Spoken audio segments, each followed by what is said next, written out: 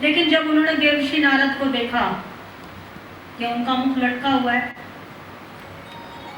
कि क्या बात है जो आपका मुख लटका हुआ है, तो कहते क्या क्या बात है जो आप परेशान हो। कहते मैं पृथ्वी पर गया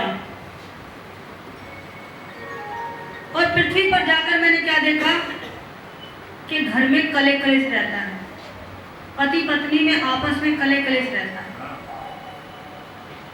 और घर में चलती किसकी है? साले की। साले साली सलाहकार हो गए। कहते हैं वृंदावन में कहावत है कि दीवार बिगाड़े आरो और घर बिगाड़े सारो। लेकिन जितने दीवार में आले होंगे वो दीवार कमजोर हो जाएगी, और जितनी बातें साले की मानोगे घर बिगड़ेगा। कौरवों का कैसे विनाश हुआ? मामा शकुनी से ही तो हुआ। धृतराष्ट्र के साले ही तो थे वो, उन्हों से ही तो विनाश हुआ। तो इसलिए देवर्षि नारद कहने लगे कि कोई भी किसी की नहीं सुनता। हर वक्त घर में कले कलेश, परिवार में कले कलेश, रिश्तेदारी 4 दिन रिश्ते नहीं टिकते, सास बहू की नहीं सुनती, बहू सास की नहीं सुनती, घर बच्चे आपस में माता पिता की नहीं सुनते, घर में हर वक्त झगड़ा ही झगड़ा। रिश्ते कर दो तो 1 साल नहीं टिकते, तलाक हो जाते हैं आज के समय में जल्दी से। क्यों? क्योंकि हमने कहते ना जैसा अन्न वैसा मन। आप भोजन बनाओ रसोई में तो आप यूं ठाकुर जी का नाम लोगे ना कि मैं ये भोजन बना रही हूँ प्रभु के भोग के लिए, तो समझ लो प्रसाद बन गया। जो उस भोजन को करेगा उसकी मति ठीक, और जो सोचेगी अरे आ गया खाने के लिए यहाँ पे, अब इसके लिए 2 जने के लिए और रोटी बनानी पड़ेगी, तो क्रोध घुस गया उस आटे में और उस सब्जी में। क्योंकि मन ही जब बना नहीं, दिल से ही नहीं बनाया भोजन, तो उसका कोई फायदा नहीं। क्योंकि कहते हैं आपके घर संत आ रहा है तो आप बहुत भाग्यशाली हैं। हर एक के दरवाजे पर संत कभी जाते भी नहीं हैं। आपकी किस्मत है तो आ जाएंगे, नहीं तो आपके बुलाने पर भी नहीं आएंगे। कहते हैं ना जाने किस रूप में आ जाए भगवान, पता नहीं किसी भी रूप में आ जाएंगे भगवान। नामदेव जी के पास तो, लेकिन नामदेव जी कितने बड़े भगवान के भक्त थे, और भगवान की पूजा करा करते तो उनको तो कुत्ते में भी भगवान दिख गए थे। रोटी बना रहे आश्रम में गुरु जी के पास, उनको नामदेव जी को कितनी बार भगवान ने दर्शन दिया? 27 बार। जब बुलाते थे ठाकुर जी को ना, जब भी ठाकुर जी दर्शन दिया करते थे उनको। एक दिन ज्ञानेश्वर महाराज और मुक्ता देवी उनकी बहन कुम्हार के पास गए, कालू कुम्हार के पास। मुक्ता देवी कहने लगी कि भैया ये जितने भी संत हैं इनमें से कौन भगवान का परम भक्त है और कौन भगवान का परम भक्त नहीं। कहने लगी कैसे पता लगेगा भैया? कुम्हार की थापी होती है ना, जो पक्का देखते घड़ा पक्का है या घड़ा कच्चा है। सारे संत बिठाए गए वहीं पे, और वो जो मुक्ता देवी थी वो कमर में सबके थापी लगा रही थी। जब नामदेव जी के कमर में थापी लगी ना, तो गुस्सा तो उनको आया, लेकिन वो सोच रहे कि मैं परम भक्त हूँ। मुक्ता देवी ज्ञानेश्वर जी के पास गई, कहने लगे ज्ञानेश्वर जी कहने लगे पता लगा मुक्ता कि कौन सा प्रभु का परम भक्त है। कह रही हाँ भैया, एक परम भक्त नहीं है। क्यों? कहते नामदेव जी। अरे नामदेव जी को क्रोध आ गया। कहने लगे कि कौन कहता है मैं भगवान का परम भक्त नहीं हूं? जब मैं बुलाता हूं प्रभु जब भी मुझे दर्शन देने आ जाते हैं। अब चलते हैं, नामदेव जी को क्रोध आ जाता है कि मेरे को कह दिया कि मैं भगवान का भक्त नहीं हूं। प्रभु को फिर पुकारते हैं, प्रभु ने फिर दर्शन दे दी। प्रभु बोले अरे प्रभु मैं अब जीना नहीं चाहता। ठाकुर जी से कह रहे हैं अब मैं जीना नहीं चाहता। ठाकुर जी बोले क्या बात है? कह रहे मैं आपका परम भक्त हूं। और कह रहे हैं कि मैं, ज्ञानेश्वर जी कह रहे हैं कि मैं परम भक्त नहीं हुआ। जब आप मुझे बुलाते हो, जब मैं बुलाता हूं तो कभी आ जाते हो आप। तो अब आप बताओ मैं आपका भक्त हूं कि नहीं हूं? कहते हैं नामदेव जी आप मेरे परम भक्त नहीं हो। कहते हैं कैसे प्रभु? मैं तो जब आपको पुकारता हूं जब भी आप मुझे दर्शन दे देते हो, फिर मैं आपका कैसे परम भक्त? कह रहे गुरु बिना भगवान नहीं आते। तुम मुझे जब जब पुकारोगे, जब जब मैं दर्शन दूंगा, लेकिन तुमने अभी तक गुरु नहीं बनाया। गुरु बिना ज्ञान नहीं है। नामदेव जी पूछने लगे गुरु मुझे कहाँ मिलेंगे? भगवान ने बताया वहां चले जाओ, तुम्हारे वहां इंतजार कर रहे। क्यों? कह रहे अभी तुम्हारे अंदर, जब हम चावल उतारते हैं ना, जैसे पकाते हैं कुकर में तो सीटी लग गई पक गए, लेकिन जब हम चावलों को पतीले में पकाते हैं तो थोड़े से कच्चे छोड़े जाते हैं। क्यों? क्योंकि वो अपने आप पक जाएंगे। इतनी ही नामदेव जी में भी कसर रहेगी कि जितनी की भाव थी। जब उन्होंने ज्ञान ले लिया नामदेव जी ने, तो नामदेव जी सब चीज छोड़ दी थी नामदेव जी ने, और रोटी बनाया करते थे। जैसे रोटी बना रहे, मोटे मोटे टिक्कड़ बनाए उन्होंने 4। इतने में ही एक कुत्ता आ गया। बोले कुत्ते से अरे प्रभु कहाँ जा रहे हो आप? मैं तो अब तो हमारे घर में, मेरे घर में घी भी है देसी। अरे घी तो लगवा लीजिए देसी। देखिए उन्होंने कुत्ता नहीं समझा उसको क्या समझा कि ये परमात्मा है। भागे गए उनके पास घी की कटोरी लेके उस रोटी के, कि भाई सूखे खाएंगे मेरे प्रभु तो भूखे रहेंगे। और कुत्ते में भगवान ने उनको दर्शन दे दिए। ये होती है प्रभु की कृपा। अब देवर्षि नारद जैसे ही सनकादि ऋषियों से मिले तो सनकादि ऋषि कहने लगे कि क्या बात है, तो उन्होंने सारा वृत्तांत बताया। जब उन्होंने कही कि मैं वृंदावन गया, वहां पर मैंने भक्ति महारानी को देखा और उनके 2 पुत्र वृद्ध अवस्था में, अचेत अवस्था में वहां पर लेटे हुए हैं। कहीं सारी जितनी भी हैं नदियां, गंगा जमुना, सभी भक्ति महारानी के और उनके पुत्र के लिए पंखा कर रही थी, हवा कर रही थी। भक्ति महारानी रो रही है। कोई भी माता हो, माता जवान हो और पुत्र वृद्ध हो जाए तो माता क्या सोचेगी कि मैं तो जवान बैठी हूँ, मेरा बेटा अभी से बूढ़ा हो गया। तो उस माता को भी तो दुख होया ना, भक्ति को, कि मेरे दोनों बच्चे वृद्ध हो गए और मैं जवान हूँ, मैं युवा हूँ अभी। ज्ञान और वैराग उन्होंने देवर्षि नारद ने कही आप देवी चिंता नहीं कीजिए, मैं अभी गीता पढ़ता हूँ, वेद पढ़ता हूँ, सब चीज उन्होंने पढ़ी, गीता पढ़ी, वेद पढ़ी, लेकिन वो अचेत अवस्था से नहीं उठे। सनकादि ऋषियों उनसे उन्होंने पूछा,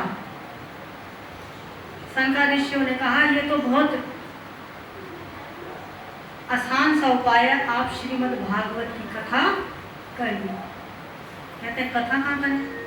कहते हैं गंगा द्वारे समीपे तट आनंद नामकम। कहाँ पे करें? गंगा द्वार, हरिद्वार के समीप पे क्या है? तट आनंद नाम, आनंद नाम का वो ऋषि के वो पड़ता है ऋषिकेश और हरिद्वार के बीच में। देखिए, और बात कहाँ चल रही है? वो बद्रीनाथ, और बद्रीनाथ है पहाड़ों में, और कथा का करने आएंगे वो हरिद्वार के। दिल्ली के भी लोग पहुंच जाए और पहाड़ी इलाके के भी लोग पहुंच जाए, कि सभी कथा को सुन सके। अब कथा करने के लिए चारों भैया के लिए क्या बनाते हैं देवर्षि नारद? आसन। क्योंकि वो चारों भैया 5 वर्ष के बालक लगा करते थे, वो कभी बड़े ही नहीं हुए। इतनी उम्र होने के बाद भी वो 5 ही वर्ष के लगा करते थे। अब उन्होंने कथा जैसी प्रारंभ करी। अब कोई भी होगा जो कथा करवाएगा, भागवत जी उठाएगा, तो अगर गृहस्थ है तो पति पत्नी पूजा करवाते हैं, लेकिन देवर्षि नारद तो गृहस्थ थे नहीं, तो उन्होंने इकल्ले ही पूजा करवाई और महारानी देव भक्ति और ज्ञान वैराग के लिए उन्होंने आसन लगवाया। अब जो भी ऋषि सुने कि हरिद्वार में कथा, और एक कथा कौन कर रहा है? सनकादि ऋषि। सारे के सारे हरिद्वार में आने लगे,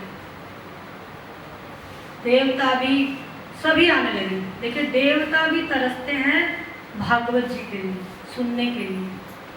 और हमें देखिए, ये जो गंगा जाते हो, आप गंगा जाते हो, गढ़गंगा जाते हो, कहीं पे भी जाते हो, किराया लगा के जाते हो, ये जो गंगा है ये स्वयं आपके पास चल के आती है। इसमें आपको जाना नहीं पड़ता, क्योंकि ये प्रभु के किससे निकली हुई है? मुख से। और वो गंगा किससे निकली हुई है? प्रभु के चरणों से। तो ये गंगा आपके पास 1 सप्ताह के लिए आई है तारने के लिए, और उस गंगा में तो आप महीने में जाओ, 6 महीने में जाओगे, रोज तो नहीं जाओगे ना। जाने आने का भी समय लगेगा, किराया भी लगेगा, वक्त भी लगेगा। और ये गंगा मैया कैसी है? ये बैठे बैठाए तार रही है। बोले जय जय श्री राधे श्याम। तो कौन सी बढ़िया गंगा है?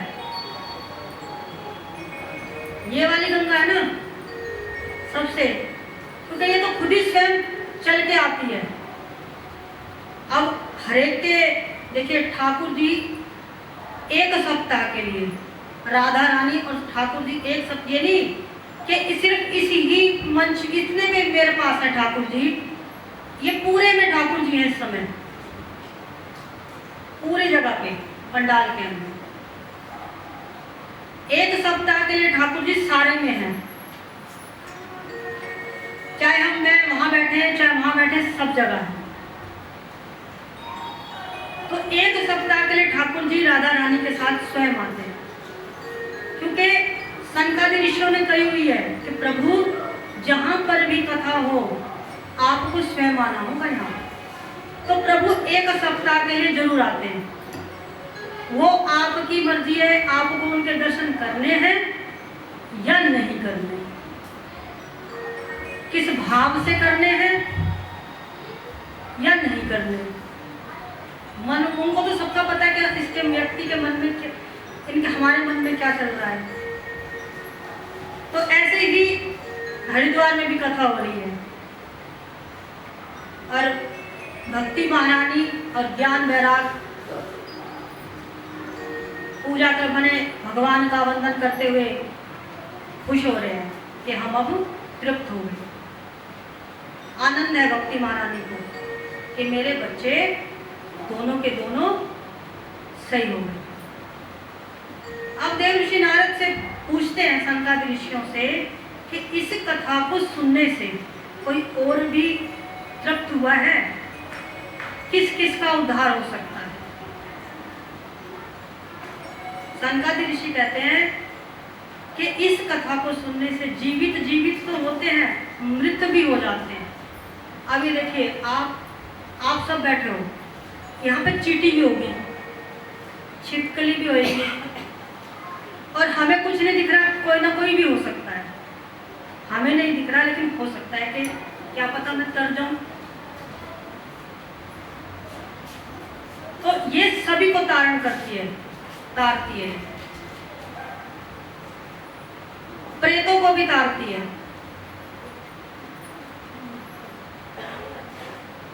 तो कहते हैं मैं आपको एक उपाख्यान सुनाता हूँ, वृतांत सुनाते हैं वो सनकादि ऋषि देव ऋषि नारद को।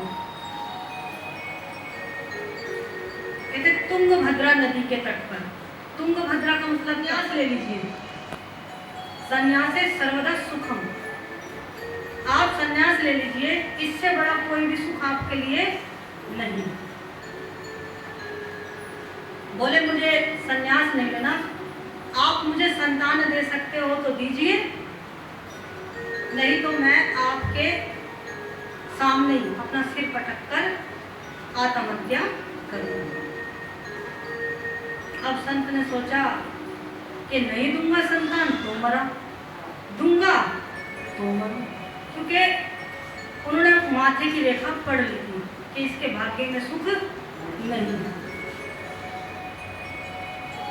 ये जबरदस्ती, जैसे हम भगवान से प्रार्थना करते हैं, हे प्रभु हमें ये दे दीजिए, दे दीजिए, जबरदस्ती करते हैं तो भगवान को देना पड़ जाता है जबरदस्ती की वजह से।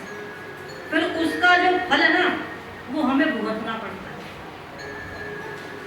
राजा सगर के कहते हैं संत, राजा सगर के 60,000 संतान हुई थी, पुत्र 60,000 हुए थे, कोई से भी उनको सुख नहीं मिला,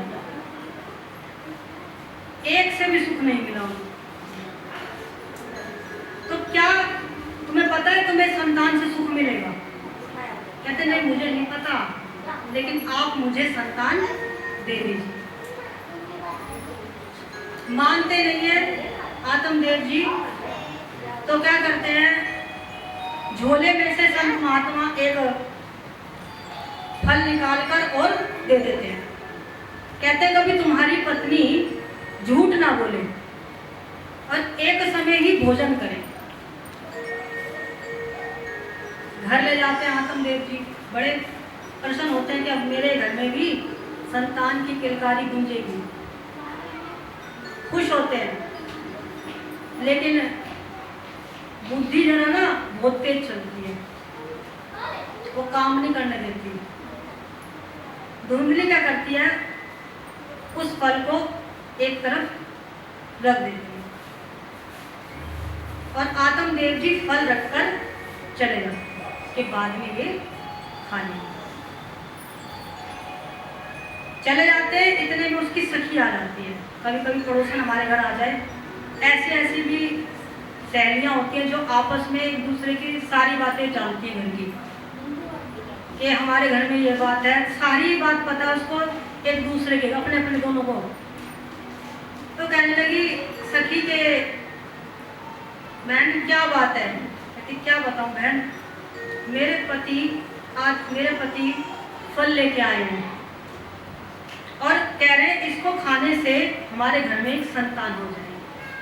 कई फल खाने से भी संतान होती है, पता नहीं कहाँ से पड़ा पड़ू पे ले आए, बाबा भगा दिया संत ने और उन्होंने मेरे को ये फल दे दिया। कहने लगी वो संतों की महिमा जानती थी।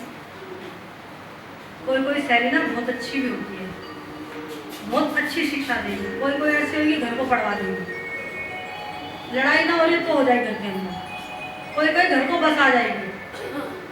तो कहने लगी कि बहन खा ले, क्या पता सच बात हो, तेरे घर में संतान हो जाए और किलकारी तेरे घर भी गूंज जाए।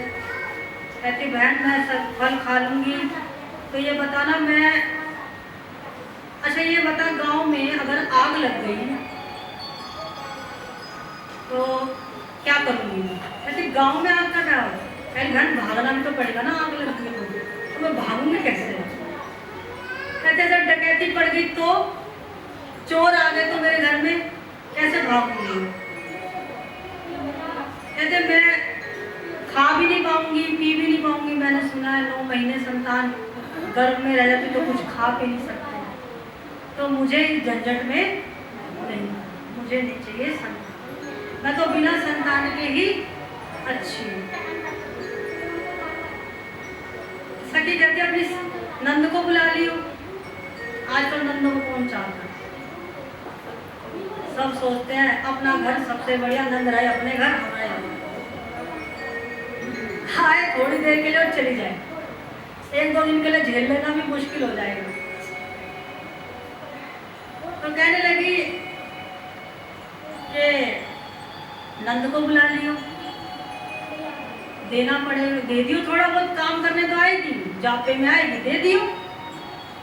कहती पहले आई थी तो हम 7 गाँव में लड़ाई करवा ली, अब की बार मैं लेटी रहूंगी तो मेरा सामान बटोर कर ले जाएगी, मैं देख भी नहीं पाऊंगी और मेरा सामान चला जाएगा। मैं क्या करूँगा? मैं अपने नंद को नहीं बुलाऊंगी।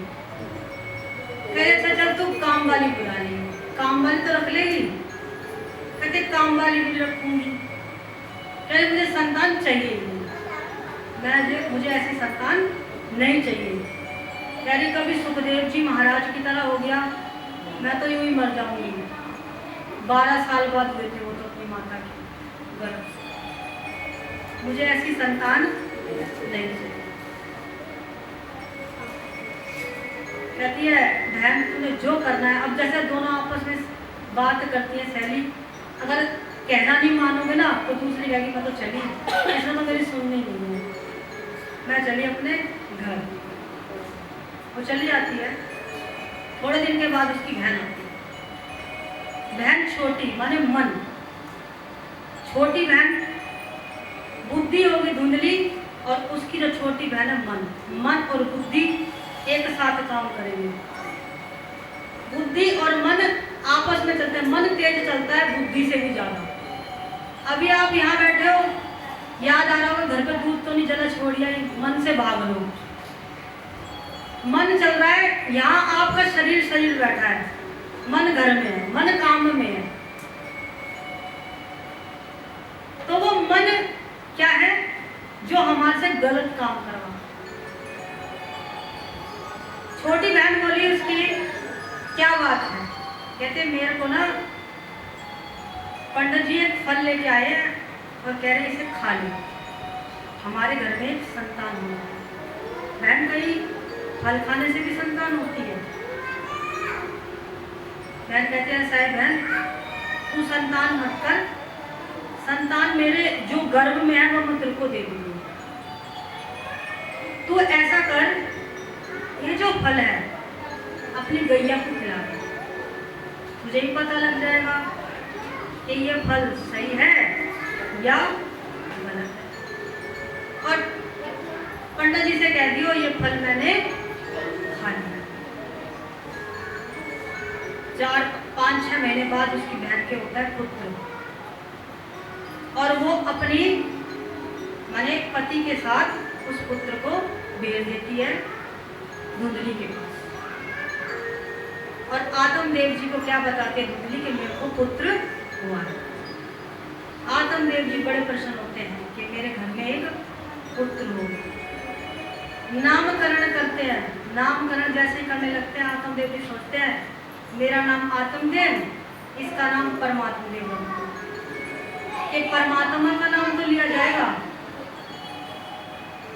कहते ना आजकल तो भगवान के नाम पे कोई बच्चों का नाम रखता ही नहीं है। पहले तो सब भगवान के नाम पे बच्चों के नाम रखा करते थे कि दिन में 4 बार भी हम निकलेंगे कम से कम भगवान का नाम तो लिया जाएगा। अब तो अजीब अजीब से नाम रखते हैं, तो परमात्मा का नाम तो निकलता ही नहीं है जुआ पे, बस उन बच्चों का नाम निकलता है। और उन्होंने सोचा कि मैं इसका नाम परमात्मा दे देते, कम से कम मैं निकलूंगा बढ़ूंगा उसका नाम तो लूंगा। अब धुंधली कहने लगी कि अच्छा 9 महीने तो मैंने इसको गर्भ में सहा, और नाम रखोगे आप, मैं रखूंगी इसका नाम कि मेरा बेटा है, मेरा पुत्र है। कहते इसका नाम धुंधकारी, धुंधकारी नाम उसका रखो। 4 महीने बाद उस गैया के भी बालक होता है। अब वो गैया का जो बच्चा था वो कैसा था? संपूर्ण शरीर तो उसका मनुष्य का, लेकिन उसके कान गाय। आत्मदेव जी के जो गांव वाले थे बड़े प्रसन्न होते हैं, कहते हैं कि कहाँ तो पंडित जी के एक भी संतान नहीं थी, आज 2-2 हो गई पंडित जी की। और देखो कितना भाग्यशाली है कि गैया ने भी मनुष्य के पुत्र संतान को जन्म दिया।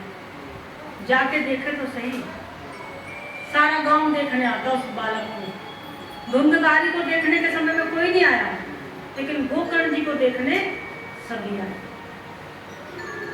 गोकर्ण जी होते ज्ञानी और धुंधकारी चोर। कई दिन नहाता नहीं, मांस का भक्षण करता, बच्चों को कुएं में डाल देता, चोरी करने लग गया। ऐसे ही एक शिव पुराण में कथा आती है गुण निधि की। गुण निधि एक ही था अपने माता पिता के। देखिए, संतान को हम अपने हाथ से ही बिगाड़ते हैं और अपने हाथ से ही हम सुधारते हैं। क्यों? हम छोटेपन से हमें माँ को पता होता है पिता सुबह गए शाम को आए, लेकिन एक माँ को पता होता है मेरा बच्चा किस राह पे जा रहा है। वो माँ है या तो चोर बना दे बच्चे को या पुलिस वाला बना दे बच्चे। उस बच्चे ने, गुणनिधि ने क्या करा? उनकी एक ही संतान थी ब्राह्मण की, शिव पुराण की कथा है ये। वो बच्चा धीरे धीरे चोरी करने लग गया घर से। गुणनिधि माता उसकी कुछ नहीं कहती। क्यों? अगर मैं बताऊंगी ब्राह्मण को, अगर इसके पंडित जी को, तो इसकी पिटाई होगी, और इसकी पिटाई होगी तो मुझे दुख होगा कि मेरी एक ही संतान है। धीरे धीरे गुणनिधि बहुत चोरी करना प्रारंभ कर देता है, घर से करता है वो। एक दिन ब्राह्मण देवता कहते हैं गुणनिधि की माता से कि मैं, ये जो अंगूठी है मेरी सोने की, इसको तुम संभाल के रख दो। जय जय श्री राम चले जाते हैं तो जोत जल रही होती है, बुझ गई होती है। हवा कैसे बुझ गई होती है तो क्या करते हैं जोत को? गुणनिधि अपनी जो पहन रखा होता है ना कुर्ता, उसको जला देते हैं, जला के उसकी जोत बनाते हैं। पूरी रात उसकी शिवालय में बैठ अंधेरे में रहते हैं।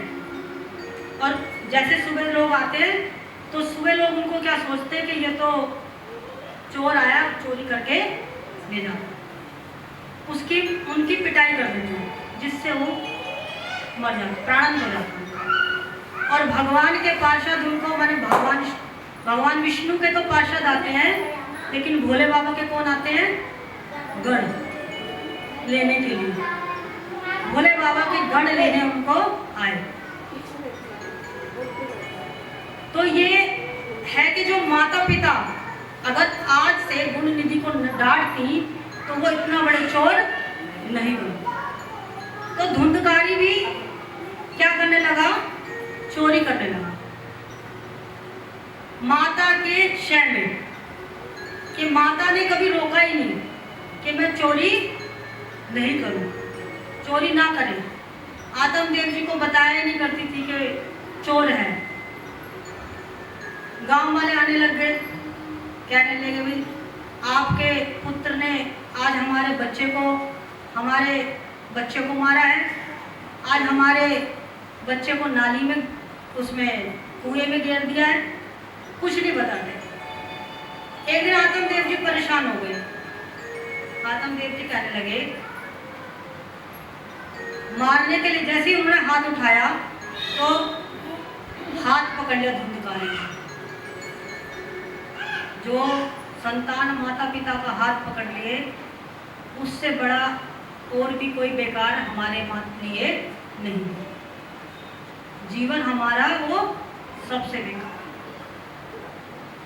कि हमारी संतान ने हमारे जिसको हमने पैदा किया पाला, आज वही हमारा हाथ पकड़ रहा है।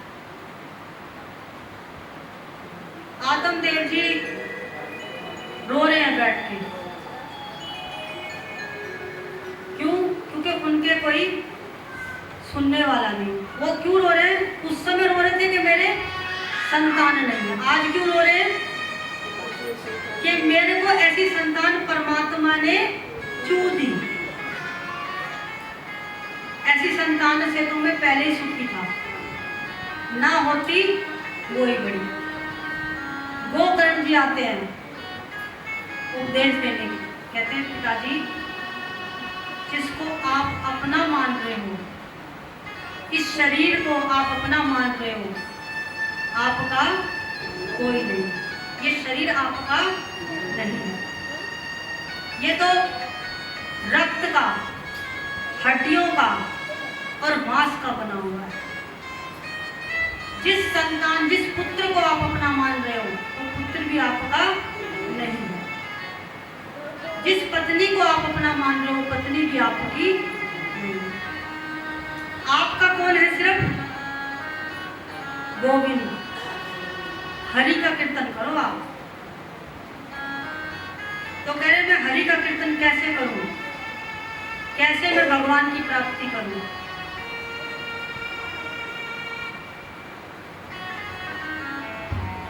बोले मां के बिहारी लाल की जय। हरि का कीर्तन करते हैं सभी मिलकर।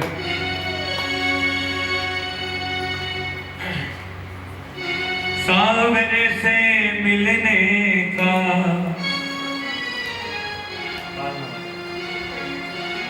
सत्संग ही बहाना है।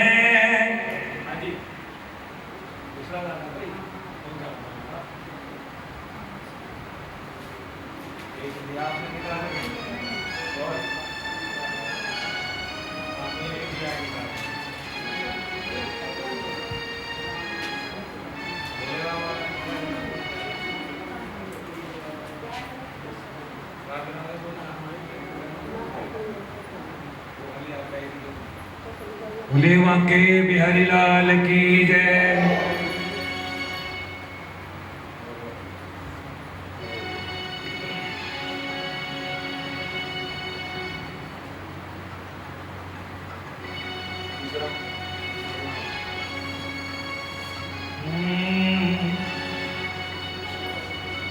सज धज के जिस दिन मौत की शहजादी आएगी,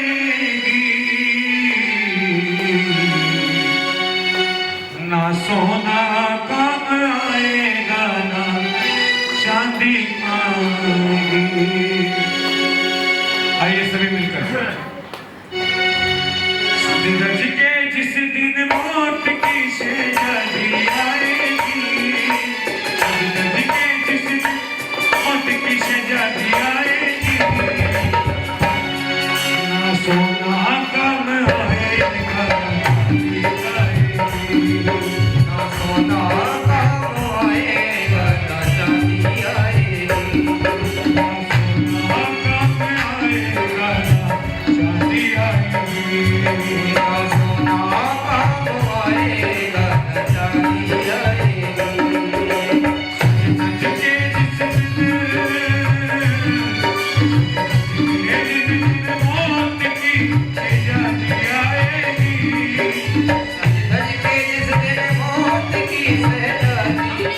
अगर इनको जो लेना है आपसे और आप सोचो नहीं तो लेना है, तो वो आपके अपने घर से भी आपके घर से मंगा लेंगे।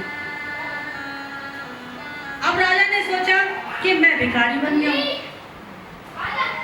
राजा के सैनिक आए राजा को उठाने के लिए कि उठो भिक्षा। वो तो भिक्षा कर रहे थे। जैसे उठाया तो देखा रे मैं तो यही, मेरा राजपाट तो सब सुरक्षित है, मैं तो राजा हूँ, मैं तो सही हूँ। तो माने उनको भी क्या हुआ, स्वप्न में झूठ लगा कि ये ही सत्य है, कि मैं सत्य देख रहा हूँ, जबकि वो सत्य नहीं था। सत्य सिर्फ क्या है? परमात्मा से हमारा मिलन, जिसे कहते हैं सत्यम परम धीमहि, कि भगवान श्री कृष्ण से हमारा मिलन। देखिए, और भी कोई ग्रंथ होता है, जब अंतिम समय आता है, या तो क्या बोलते हैं, एकादशी का बोलते हैं कि या तो आर कर मैया इसे या पार कर, कहते हैं, या पढ़ते हैं भगवत गीता, पढ़ते हैं ना, और कोई भी किताब और कोई भी पुस्तक ग्रंथ पढ़ा जाता है? नहीं। सिर्फ किसका नाम का उच्चारण करा जाता है? ठाकुर जी का। क्यों करा जाता है? क्यों कहते हैं ठाकुर जी का नाम का उच्चारण करने के लिए? कि मरते वक्त जीवा पे वही नाम हमारे नहीं आ, अंतिम समय में जीवा पे वो नाम हमारे नहीं आ सकता प्रभु का। इसीलिए कहते हैं संत के परमात्मा का नाम जीते जी ले लो। कोई गाय तड़प रही है और आप उसके सामने भगवत गीता पढ़ दीजिए, तुरंत उसके प्राण त्याग देंगे। 8वां अध्याय है शायद मुक्ति का, 18 बीच में भी है, बीच में भी है, 18वां नहीं, बीच में भी है, बीच में है 8वां अध्याय। 8वां अध्याय ही पढ़ के उनको मुक्ति हो जाती है। हमारी माता जी, हम छोटे छोटे थे तो हमारे घर के बाहर जैसे कोई गाय आ जाती थी ना, तो क्या करा करती, गीता पढ़नी प्रारंभ कर देती थी। किसी की भी गाय आगे गिर गई, गीता पढ़नी प्रारंभ कर देती थी, और वो गीता पढ़ती रहती थी, रुकती नहीं थी। चाहे हम बहन भाई आते ना तो बिठा देती थी हमें, घर का काम करना हो ना तो वो हमें बिठा देती थी कि अब तुम पढ़ो, बारी बारी से दोनों बहन भाई पढ़ो, कि हम पढ़ते थे, उस गाय को मुक्ति मिलेगी। लेकिन मुक्ति क्या है? मुक्ति जीते जी मिलती है, मरने के बाद मुक्ति नहीं मिलती। जीते जी कुछ नहीं, जीते जी ही है जो कुछ है, मरने के बाद कुछ नहीं है। कहते ना मुक्ति मिल गई, वो मुक्ति नहीं है, वो तो हो गया था। इसीलिए भगवान का नाम हमेशा लो। खाना बना रहे हो, भोजन बना रहे हो तो प्रभु का नाम लो, झाड़ू लगा रहे हो तो प्रभु का नाम लो। आप देखो, जब आप ठाकुर जी का नाम का उच्चारण करने लग जाओगे ना, घर के अंदर झाड़ू लगाते, भोजन बनाते, बर्तन मांजते, तो देखो आपके घर में ना प्रभु की इतनी कृपा बरसेगी, घर में सुख शांति आने लग जाएगी। घर का कले कले धीरे धीरे धीरे धीरे खत्म, बच्चे आपके सुधरते चले जाएंगे, जो कितने भी बिगड़ रहे हो, स्वयं आपके बच्चे खुद कहने लग जाएंगे। आप जैसे परमात्मा का नाम से भोजन दोगे ना, ठाकुर जी के नाम से, एक दिन जैसे दवाई होती है ना, डोज धीरे धीरे असर करती है, ऐसे ही आपके बच्चों के ऊपर डोज का काम करेगी भगवान की दवाई। ऐसे हो जाएंगे बच्चे आपके, स्वयं भगवान का भोग लगा के खाएंगे। हमें परमात्मा का ही भोग लगा के खाएंगे। तो ये सब ठाकुर जी की ही माया है। दूसरा श्लोक में देखिए, ऐसे दूसरे श्लोक में बोलते हैं कि जब मत्सर क्या होता है हमारा? कहते हैं जो मच्छर होता है ना, बाहर का मच्छर मारना कठिन नहीं है, ऑल आउट लगा दोगे आप, मच्छरदानी लगा लोगे, लेकिन जो भीतर का मच्छर है वो बड़ा खतरनाक है, वो ही नहीं मरता इंसान। तो मत्सर है वो, मच्छर नहीं मत्सर, उसे मारना सबसे पहले बहुत जरूरी है।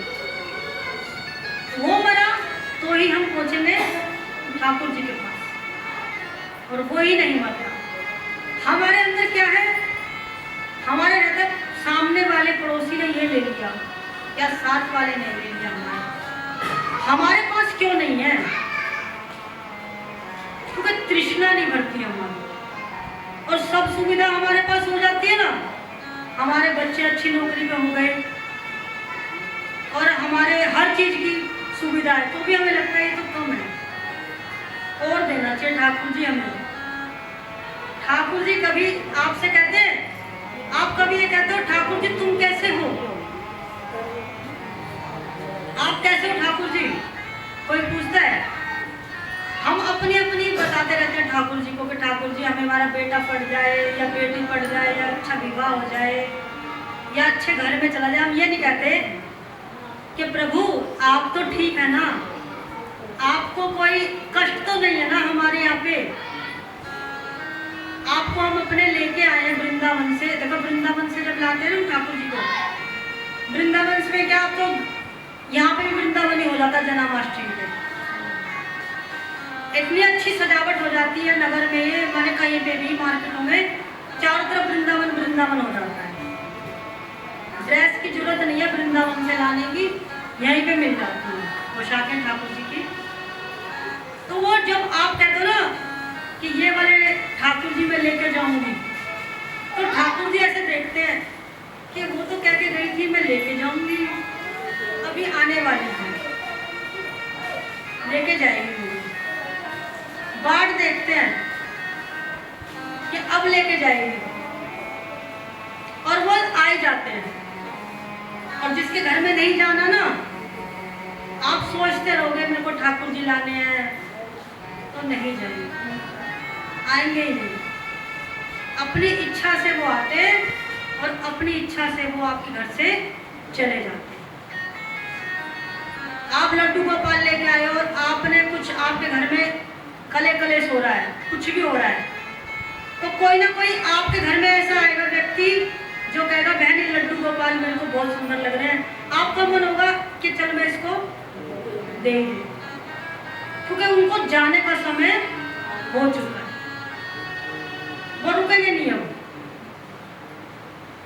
ऐसे ही एक बूढ़ी माई थी, वो ठाकुर जी की पूजा करा करती थी, भोजन खिलाया करती थी ठाकुर जी को।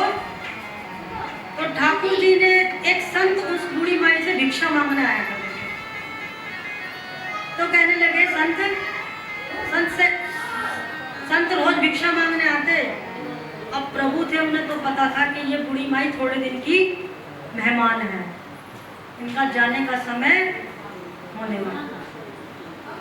तो ठाकुर जी कहने लगे बूढ़ी माई से कि मैया ये जो मैं ना संत को दे दो ना, कल मुझे तुम संत को दे दो ना। कहते मैं पूछ लूं संत लेके जाएंगे कि नहीं लेके जाएंगे।